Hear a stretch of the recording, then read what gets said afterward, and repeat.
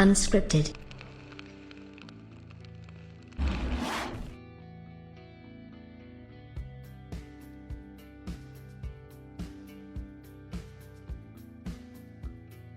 You know, it seems like this is something that a lot of people have said almost every year over the last 5-6 years for Xbox, but this E3 is really going to be telling, and a lot is riding on what Microsoft actually announces.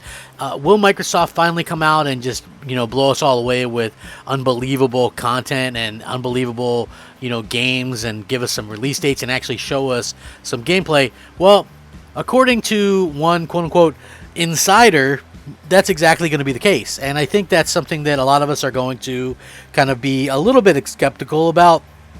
For me personally, I think it doesn't matter, right? Like, Microsoft has, a certain group of people in their pocket with Game Pass. As long as they keep putting stuff in Game Pass, people will be happy. I mean, listen, they put 20 old Bethesda games in Game Pass, and people, yay, Game Pass, right? Like, for me personally, that ain't gonna cut it. I want to see the new stuff. That's why you get a new box. But I'm sure that there's going to be some stuff coming out. Now, whether or not this is stuff that we all want, I think that's another story, but still definitely worthwhile talking about. And I wanted to get into this and find out what everybody else thinks. So the quote-unquote notable insider is Jeff Grubb, who has been read about several things when it comes to the Xbox brand and just gaming in general.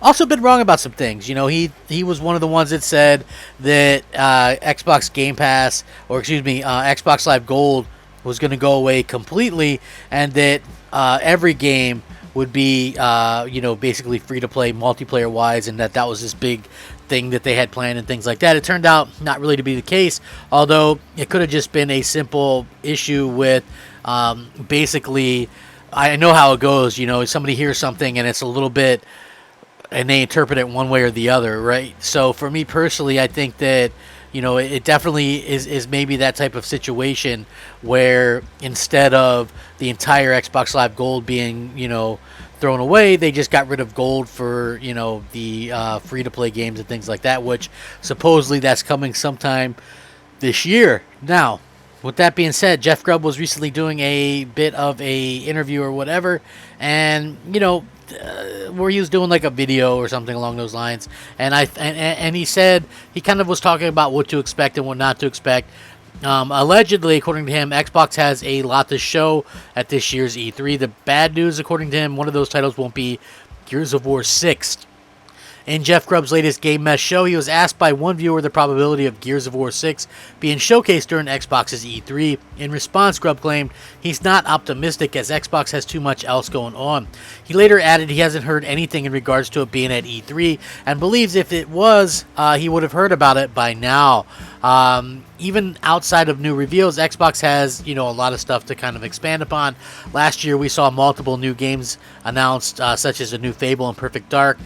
This isn't even factoring in Halo Infinite, Psychonauts 2, and things like that. So, Halo Infinite being, I guess, the big console exclusive, since Psychonauts 2 is a multi-platform release. But, if you think about this, now, what would constitute a success for Xbox at E3 this year, right?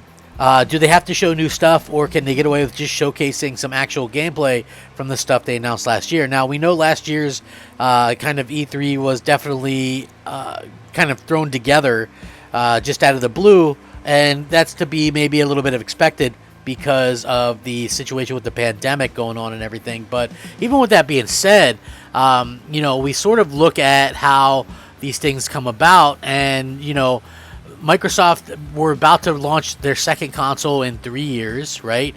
And not only were they about to launch their second console in 3 years, but they also had this situation where, they had to sell people into why they should even buy this game, right?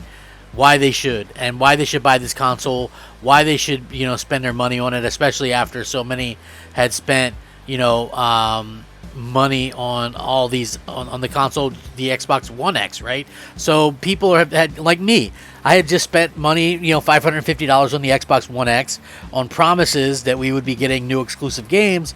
Of course, we didn't really get any aside from the same old Gears of War and some Forza games outside of that, and I think people really want and expect more. Now, Microsoft announced Avowed, They announced Fable, Perfect Dark. Well, Perfect Dark came later. Hellblade 2 was announced a while ago. Forza Motorsport was announced a while ago. So they have games that are announced, and nowhere to be found have they announced a stitch of gameplay or shown a stitch of gameplay, or have they actually showcased any type of situation where we have a release date or even a release year in mind. A lot of these games are said to be 2023 and beyond, including titles like Fable, Perfect Dark, and Everwild. Everwild was said to be playing around with different game mechanics because they weren't really sure what they wanted to go with yet, so you can tell that stuff like that's far away. Fable basically just hired their lead writer this year, and we're building an engine from the ground up, custom engine for that game. So those games are probably further out than a lot of people think, but you have stuff like somebody will probably bring up Compulsion Games. Their last game, We Happy Few, launched a while ago. What have they been up to? Maybe they'll showcase something. Undead Labs is literally just starting. They were in pre-production of the next State of Decay, which that game doesn't interest me in the least.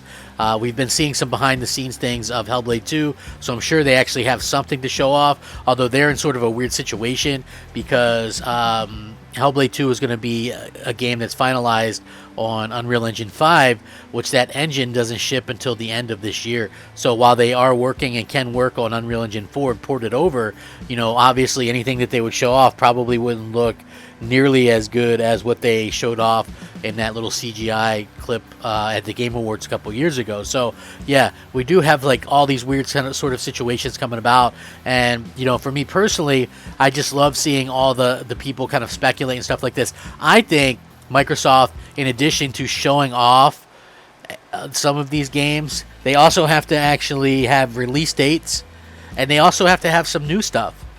Right? Like, they have to have some surprises. This has to be their biggest year ever. Listen, Gears of War 6, that might have been something that excited me years and years ago. Right? Like, I think they've really totally trashed that game. I don't think it's anything special anymore.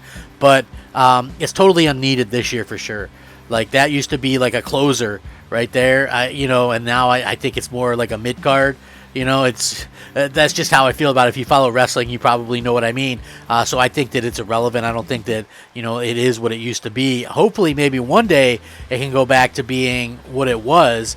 But, at the same time, I also feel like, what we're seeing with Microsoft and Sony is a bit of a kind of a different tactic for each other. So, yeah, there probably won't be a Gears of War 6 shown off, but there could be some other things kind of shown off that would make people even more excited, and I think that that's going to be, something that's rather obvious. I mean, some people are guesstimating that we're going to get, a Forza Horizon game or something along those lines. You have to remember, Gears of War 5 was, they really casual. I really hope they take their time with the next one and do something special with it. Maybe go back to its roots, do something with it. I don't know. But, I just found it to be really lackluster and just not my thing. And I'm a Gears head. I love Gears of War, and they just really kind of ruined it for me. And then you had the head of the studio leave, Rod. You had the head of the multiplayer leave. It was really catering towards casuals, and they really did a lot of these things that I don't feel like were indicative of a typical Gears game. And Gears of War is hardcore, and casuals aren't going to stick around. So why cater to a casual crowd that's not going to stick around? Like, I don't understand it. So, take your time. And they did release Hive Busters, which I thought was good. But take your time, release Gears in a few years or whatever, and hopefully it gets the proper reception and can really get the comeback that it needs. I just feel like that's something that they could. I mean, why cram it into everything when they obviously have other things that they can talk about. Clearly, even like the Bethesda stuff, maybe showing off Starfield, I think that stuff is key to showcasing what Xbox is going to be all about in the future, and I look forward to that. Listen, I know a lot of people think I dislike Xbox. Not true. I just dislike the fact that they really kind of let us down in the games department, and I felt like that wasn't right. You know, that's my opinion on it. You know, it wasn't right. I felt like they really kind of screwed us over, and you know, I didn't appreciate that. So let me know what you guys think, though. Sound off, rate, comment, subscribe. You guys are the best. You know, I am kind of taking a little break from, you know, social media and stuff like that. You know, and I'm probably taking a break from the YouTube stuff very shortly. I'm not sure how long I'll be gone or whatever. I'm just, you know, there was some news that broke, and I figured I'd cover it for the few people that care. Other than that, man, I just appreciate the ones that stick around. Have a great day. Crapgamer out. Unscripted.